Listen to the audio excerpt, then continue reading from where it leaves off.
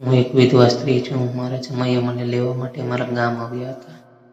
રાત્રિનું ભોજન કરી અમે બંને સૂઈ ગયા. અડધી રાત્રે મારી નીંદર ઉડી અને મેં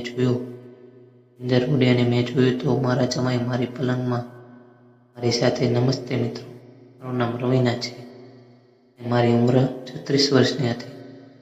મારી દીકરીનું નામ દિવ્યા છે. દિવ્યા સિવાય મારું આ દુનિયામાં બીજું કોઈ નહોતું.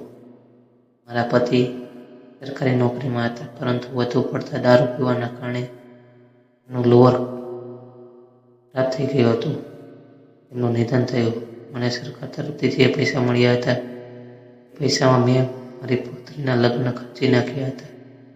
મારી દીકરીના લગ્ન અમદાવાદમાં દિનેશ નામના યુવક સાથે કર્યા હતા. દિનેશ અમારા નજીકના ગામનો જ હતો.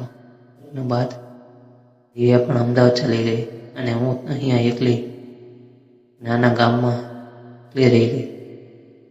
હવે મારું જીવન એકદમ નરક બની ગયું હતું. મારો માત્ર એક જ સહારો હતો અને તે પણ મને મૂકીને જતી રહી હતી. પરંતુ દિવ્યાએ તેની ફરજ નિભાવી અને મને અમદાવાદ બોલાવવાનું નક્કી કર્યું. દિવ્યાએ દિનેશ જમાઈને અહીં બોલાવ્યા. તેમ અમદાવાદ લઈ જવા માટે આવ્યા હતા. પહેલાં તો મેં વિચાર્યું કે મારે ન જવું જોઈએ, નહીં. પછી મેં વિચાર્યું કે જો હું નહીં જઉં તો હું અહીંયા એકલી શું કરીશ. અમે સવારની બસમાં અમારા કામ ગયા હતા. આવ્યા પહેલાં જ મેં તેમની માટે જમવાનું બનાવી રાખ્યું હતું. ત્યારબાદ સ્નાન કરીને નવી સાડી પહેરીને તૈયાર થઈ ગઈ હતી. હું ભલે વિધવા છું, પરંતુ હજુ તો મારી ઉંમર માત્ર 36 વર્ષની જ છે. આજે પણ 18 વર્ષની છોકરીઓ કરતાં વધારે આકર્ષક લાગુ છું. આજે પણ મારી શરીરના અંગો જોઈને લોકો મારી ઉપર ફિદા છે અને હંમેશા મારી આગળ પાછળ હટા માર્યા કરે છે. એ ઘરે આવ્યા. મેં તેમને જમવાનું આપ્યું. ભોજન કરી તે ખૂબ જ ખુશ થઈ ગયા. બંને એક પલંગ પર બેસીને વાતો કરતા કરતા થોડી વાર બાદ મને નીંદર આવી ગઈ અને હું પણ એની સાથે સાથે વાતો કરતા ત્યાં ઊંઘી ગઈ અને મને ખબર જ ના પડી. થોડી વાર બાદ અચાનક મારી ઊંઘ ઉડી ગઈ. મેં જોયું તો મારા જમાઈનું માથું મારા ખોળામાં રહ્યું હતું અને તે પોતાની નીંદરમાં હતા. ત્યારબાદ હું વિચારવા લાગી કે હવે મારે શું કરવું જોઈએ.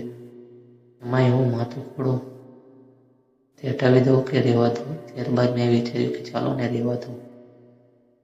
ત્યારબાદ માથા પર હાથ ફેરવવાનું ચાલુ કર્યું.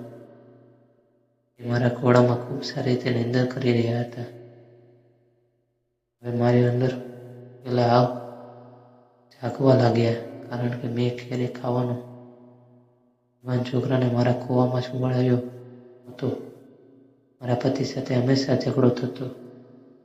તે પહેલા 8 વર્ષથી બીમાર પણ હતા. એટલે મેં ઘણા સમયથી મજા ન કરી હતી. મારા શરીરની અંદર લાગ વળી ગઈ હતી.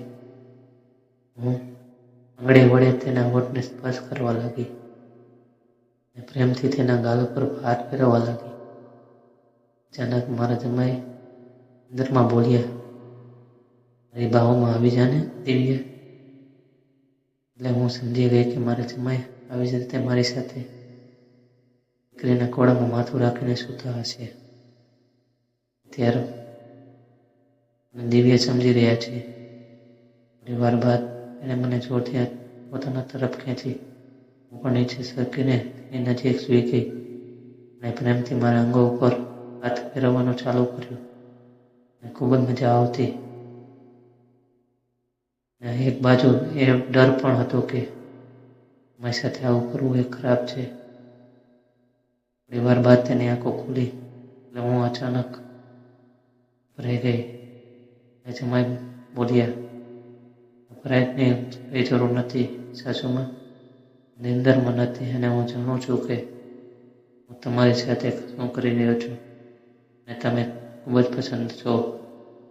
મારી તમારી સાથે મજા કરવી છે. મને ખબર છે સસરાનું ઘણા સમયથી પહેલાં નિદાન થઈ ગયું હતું અને ઘણા સમયથી ભૂખ્યા છો અને મારા આંખોના શરીરમાં આગ લાગી રહી હતી. ચિંતા ના કરો, આ વાત માત્ર આપણા બંને વચ્ચે જ રહેશે. આજે હું તમને ભરપૂર મજા કરાવીશ. ત્યારબાદ તેણે મને આ પલંગ પર પાડીને લીધે મારું તો પાણી છૂટી ગયું. ખૂબ મજા આવી રહી હતી. જાણે હું સ્વર્ગમાં જતી રહ્યો એવું લાગ્યું. અંદાજે 40 મિનિટ સુધી મારા દિનેશે ખૂબ મજા કરાવી. આ મારા એક નવા સંબંધની શરૂઆત હતી.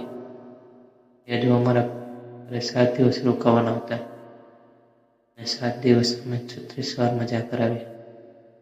ત્યારબાદ હું તેની સાથે અમદાવાદ જતી રહી. ત્યાં તો મારો પહેલો જ દિવસ હતો.